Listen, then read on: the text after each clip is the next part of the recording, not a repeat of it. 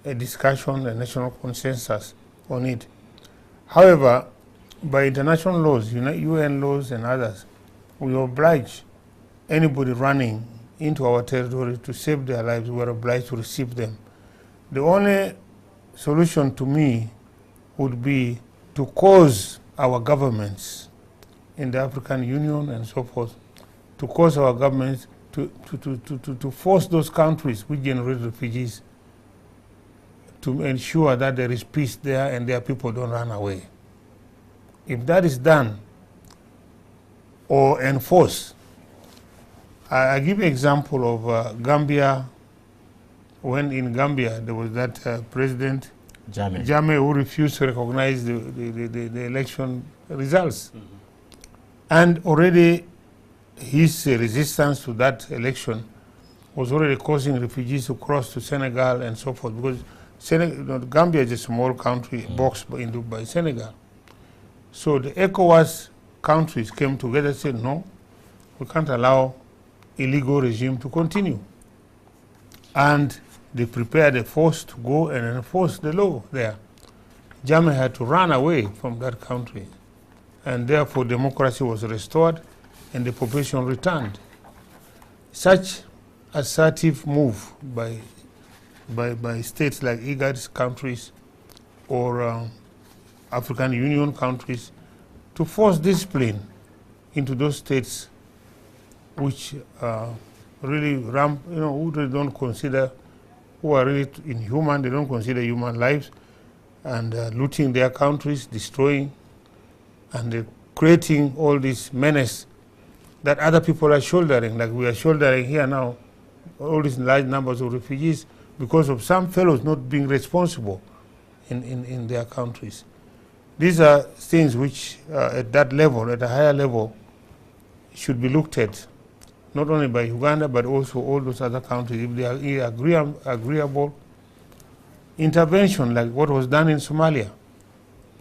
Somalia, there was intervention, now there is at least some stability, and it's going to, they are graduating into some democratic processes and so forth. Those are solutions that should be done. Otherwise, if we don't, we shall continue being loaded and loaded by refugees. At the same time, because we are humanitarian here in Uganda, we really feel for the suffering.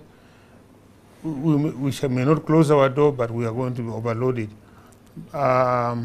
Anyway, I think that would be an approach that should be considered, in my view. So the appropriate policy is to continue having the reception, as we pray that the general authorities or the states can be able to stabilize their own countries.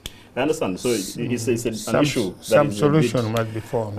Controversial, we can't deal with extensive, but things. It's a rational response. And so let me just go into basically just for the next few minutes into the detail of what you're doing. There's 4 components that are listed under this particular project. And component 1, and our viewers, I'm just urging you to go on our social media platforms. We have posed questions there, and one of the questions is that what's your opinion about the handling of refugees in Uganda and the Ugandans who have constantly been displaced by refugees? So go and give us your response. When I come back, of course, after the upcoming break, I will make sure that I make citation of some of those comments.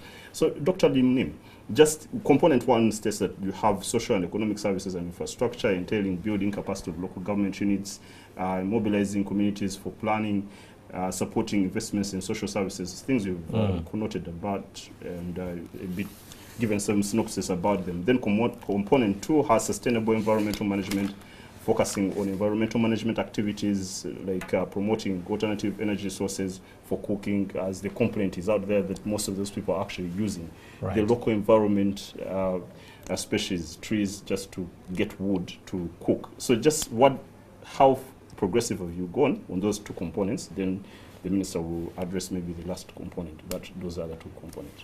Okay, thank you very much, Bodwin. In the infrastructure component, as I told you, this is where we have put resources dedicated to alleviate the gap on the basic services, social basic services in health, education, water, and the community roads, access roads. In the first year, we have disbursed $10 million worth of resources to all the 11 districts except Kampala, which you know is the 12th district that is burdened with the refugee population. But because it's urban population, we have another response which is being worked out with the Kampala city authorities. So for the 11 districts, we have already disbursed resources for the first infrastructure. And already we have 83, we approved through the district systems, 83 sets of infrastructure. Much of it was for education, then the second was health, then roads, and then water. And these roads, for roads in particular, roads that are connecting the communities with the settlements and the services that are required. And we don't intend in this first allocation to put them to the tarmac level. We are putting them to the first class maram, putting drainage and bridges and culverts that are necessary to make the roads motorable much better than they are now. If you go to the northern Uganda, where we have most of these heavy trucks carrying food for refugees, you will see how destroyed the roads have been, with lots of potholes and difficult in transporting. So we'd like to bring them to the level of first-class maram. Secondly, you know that in the first instance, the gap in summary between in education, we had 1 to 90 for classroom ratio. The one in each district is different, but the average is about 1 to 90. And this gap means that we must put more classrooms. And we have agreed to use the standards of education that has been agreed for the BOQs, the bills of quantities for education classrooms. We will have a classroom block of 3 classrooms. And in there, in between the classrooms, we have got the headmaster's office and then the staff room for teachers. And then we have water harvesting capacity so that this classroom can actually provide water through the rainwater harvesting. And we have a tank there of 10,000 liters of stainless steel, and ensure that we have lightning arrestor, because we don't want to expose our children to any of this. And we also have latrines, stances for children, 5 stands latrine for male, 5 stands latrine for female, and for teachers, and another one for teachers. In some instances where we have understood the burden in that area, we put teachers' houses. And the teachers' houses are normally twin houses, 2 bedrooms and a sitting room, and then the kitchen facilities and the toilets. And in these schools, we are filling these gaps systematically. The first ones have started the first year. This next year, we're going to do 130. So from the first year of 83, we're going to 130 sets of facilities that we're going to use for infrastructure. For health, we're going to upgrade some of the outpatient departments and increasing their capacity. In some places, environment 1 minute, because we're time back. In some places, we're putting maternity wards, and of course, we're putting in water points. Now, on the environment and energy, this is the most tragic long-term impact we're going to meet as a country. And if we don't wake up to this, we're going to have the shortest end of this goodwill that we're putting out there. So we are asking this year that we will plant 4.4 million trees, and we will reorganize the settlements so that we can keep land for regeneration and more tree planting. And we shall require all the refugee households to plant trees. This is their contribution to our environment as they are continuing to live here. And then as a country, we're also going to require our institutions to build places, to offer places for, trees and greening of all our institutions. For the energy, we are working with many institutions that are already in the environment field to avail more energy-saving stoves. And this is an opportunity for engineers and business people to actually do more business on energy-saving stoves. And we're asking young people to venture into that. The briquettes, for example, which instead of charcoal, that is another industry that could actually provide market for young people to make briquettes, and they will be used for fuel. And we are also looking not only at the energy saving, we are looking at solar. We'd like to see how to avail the solar panels and solar lighting for the houses of our host communities as well as refugees, so that lighting is not going to be felt in terms of the environmental loss. Yeah. Instead, we shall have environmental gain. Okay. These are all going to be happening. Too much, really, that because the project is covering so many things. And yes. Honorable Hillary, I just have 5 minutes remaining for this show. We're going to go for a break, and you help me make a wrap-up on actually the other two components. And then we shall make conclusive remarks about the issue of criminality that rises up because of the forced integration. I don't know whether forced or the inevitable reception of these people who have diverse characters, and of course the response from the communities thereof. And our viewers, let's go for a break. When we come back, I'm going to just cite out some of your responses on Facebook, and if you want to call in, at least I can entertain about 2 calls. We'll be right back after this short break.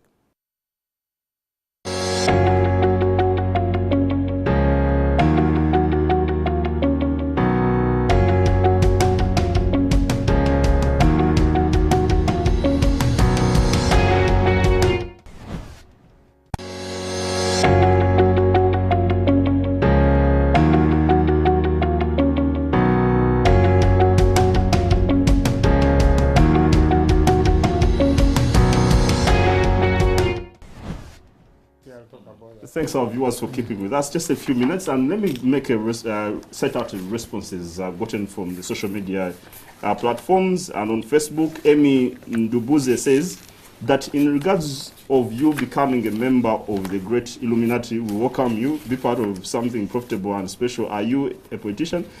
Okay, this is quite not eligible, and it has some kind of wayward. It's very regressive. Then it clearly, Eddie Batista Sevume says that it clearly shows that the government is earning directly from the refugees than helping the nationals who are misplaced and evacuated from their land forcefully. For example, the Sanja residents.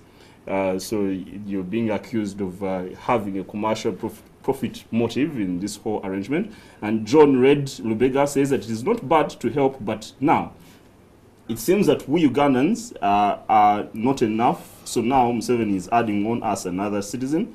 Okay, but for who works in South Sudan, I wonder how these people, they handle us as if all them. Okay, the legibility of the comments is really difficult, but you can sense the response that there is some kind of skepticism and doubt, criticism about how the resources are handled and the thinking behind having refugees settle in these areas. They feel this is a profit motive orchestrated by the government. Just briefly respond to that, and maybe just the other 2 issues, the 2 components of the project, just in 2 minutes, and then we... Thank you very much. Definitely, I must say that government is not earning anything out of the refugees. Instead, we have sacrificed enormously to host the refugees in this country. I'm not aware of any Ugandan who is being displaced to be replaced by refugees.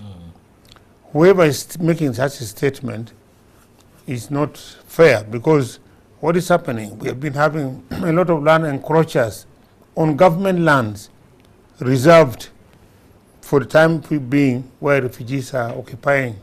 Like if you go to Changwali or Ruamwanja, you get incidents where people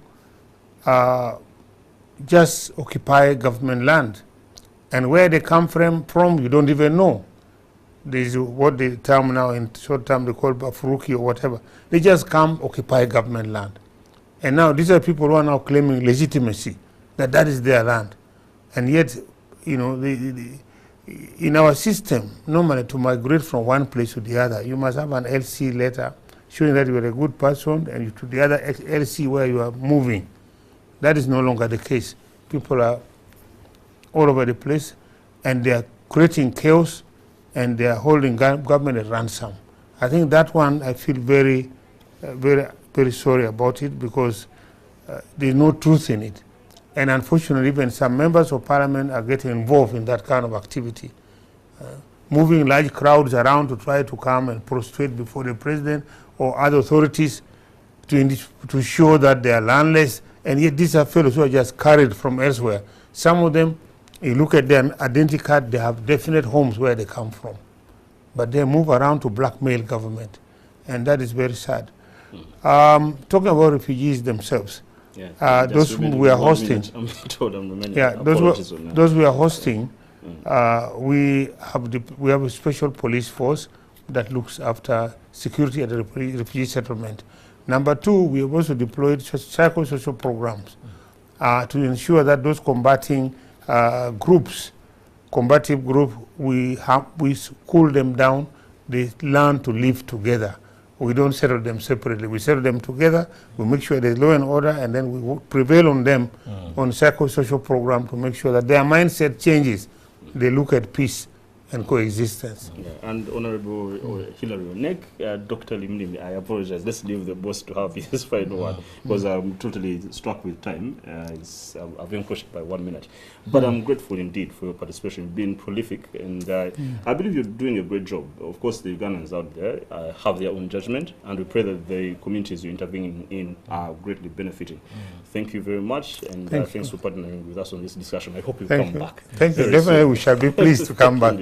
And our viewers, thanks for keeping with us this late afternoon as we've been discussing the issue of how government is intervening in communities which have been displaced by refugees in partnership with the Office of the Prime Minister. And if you're out there as a government agency or the ministry or a corporate agency or an NGO, you want us to structure a customized discussion to your interest, please come talk to our general manager, our sales office at Airtel House, or myself, and we'll have a great discussion. Thanks. I'm Kaga Bodrins. Have a great evening. The Beat is next.